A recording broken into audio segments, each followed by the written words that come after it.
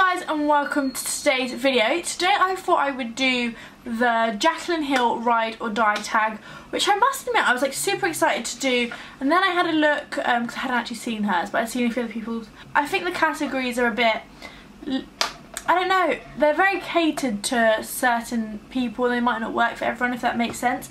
So I've gone through and I've actually written down all her categories.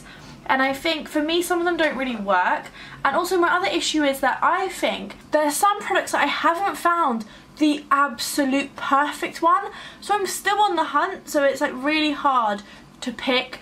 But I guess the concept is that if all my makeup disappeared, what would I buy first? I've taken it as in I'm not paying for it. Obviously buying all of this would be quite expensive, and I would probably go to Boots or Superdrugs and buy cheaper stuff, and I think that would be totally doable and totally okay. But for the point of the video, I have picked largely high-end product. Oh, also, I'm wearing today Outlaw by Kat Von D, and I must admit it's not that straight.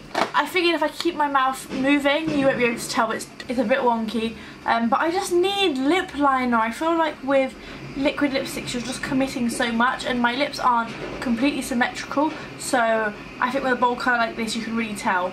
Really, why is the noise now? I'm gonna have to wait for this bin to clear.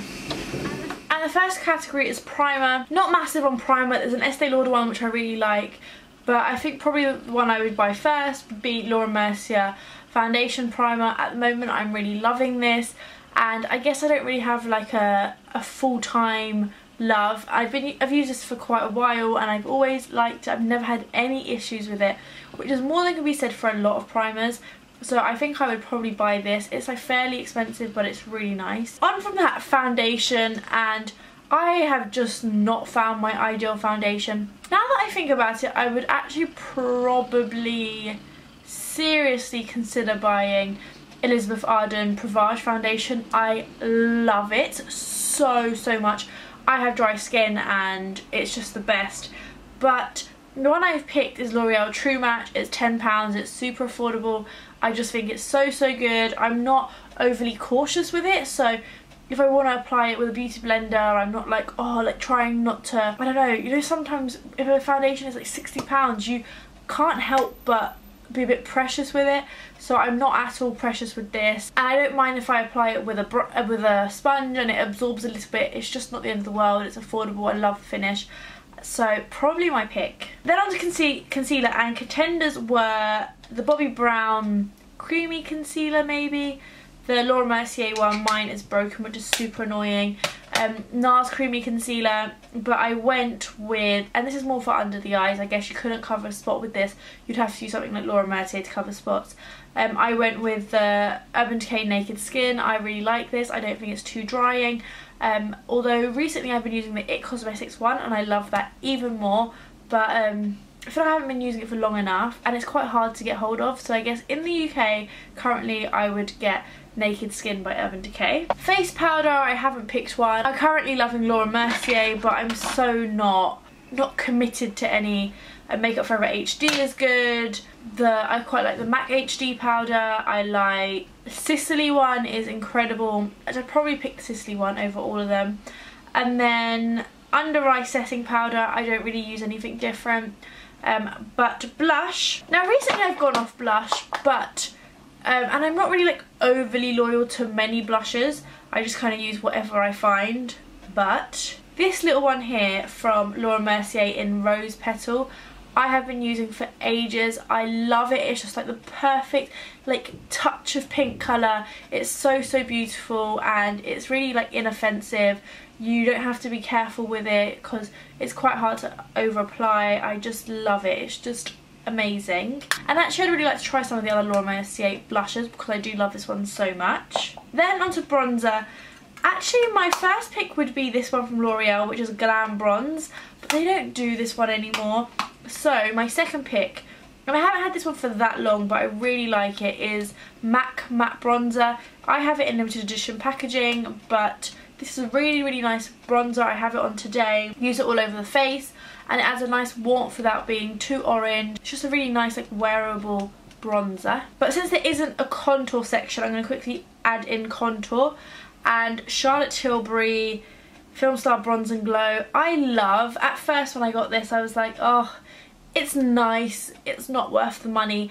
Now I think I would repurchase it if it broke, if I lost it. I really like this so much. I think it's quite natural.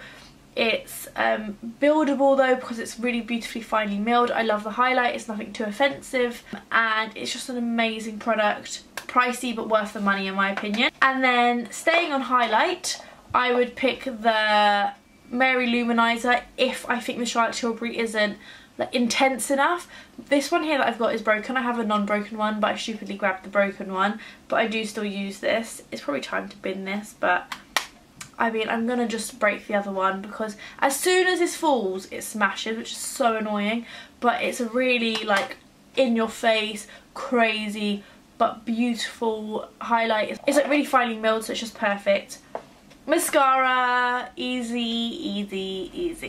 Better Than Sex by Too Faced. I just love it. It's amazing.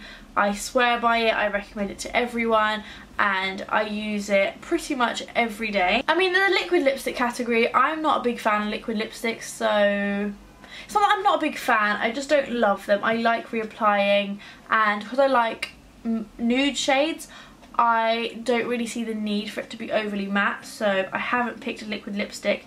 Instead I've picked a lipstick, and I actually picked a little Tom Ford one because they're so beautiful. And I picked First Time by Tom Ford. It is a matte shade actually, but it's not overly matte, it's not like this. It's just like the perfect peachy shade. I love it so much. And then I've added a lip liner category as well, and for lip liner I picked Charlotte Tilbury Pillow Talk. It was either between this or Rimmel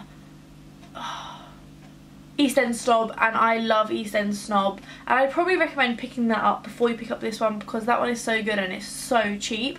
But this one is not as drying as the other one. I find the other one to be a little bit drying, but it's just perfect to kind of line the lips, and it would actually look okay with that lipstick as well, I think. Then there's gloss, and I haven't picked anything. There's lashes. I don't really wear lashes that often, so I also haven't picked anything. And then eyeshadow. For eyeshadow it was a tricky one. I thought I would have picked the Urban Decay Naked one, which I love. But the truth is that recently I have been using my MAC Warm palette so much. I rarely reach for anything else. This is my go-to daily palette. I love all the shades, apart from maybe like this yellow one, which I think is a tiny bit too yellow, and maybe this one, which is almost like green. Love all the other ones. I use all the other ones regularly. It's not like I just picked two. I mean, they've all got very similar dips, I would say, in them. Love this palette so much. Really pigmented, blend really beautifully. The only thing that's kind of missing, I guess, is matte shades. There's a couple down at the end, but nothing. There's not quite enough, and I think maybe the Urban Decay one has a few more. But these are really good, like easy go-to, don't have to think about it palette. Most of these colours I can just sweep over the eye and it looks really good and I don't have to do too much work. Whereas with some of the Urban Decay ones, I think I have to work a little bit harder. Setting spray, MAC one, the Max Fix Plus, I really like. I haven't tried enough setting sprays, if I'm completely honest. I have some that I really hate, but I don't really have anything incredible that I love. And then perfume, I'm like on a quest for my perfect perfume. I haven't found it. And then I'm adding in brows because for some reason there was no brows in this. And my favourite brow product, which I've been reaching for ages now, is Benefit Gimme Brow in number 3. It's just really easy, no fuss. My brows grow quite long, which is so annoying. Spend my life trimming them, but I can kind of just hold them in place as well with this if I didn't have time or if I'm on the go. And my brows are a little bit sparse and it kind of adds a bit of volume to the beginning. But it's not too dark, which I really like because I don't like my brows being too dark. I mean, they're basically black, but don't want to make them any darker than they already are. So that's the end of today's video. I hope you enjoyed it. I always worry about videos like this because typically it's products that I talk about a lot because they're my favourites. But I still hope that you enjoyed it. And if you did, don't forget to subscribe. I am uploading videos every single day this month, which is hard. I feel like I need one day off, but I'm gonna try not to, but it's hard. It's really hard to upload every day. I shall see you all tomorrow with, hopefully, fingers crossed if I get to film it today, a fashion video, which I'm really looking forward to sharing with you. It's just kind of like my top picks for autumn. But I'll see you all tomorrow. Bye!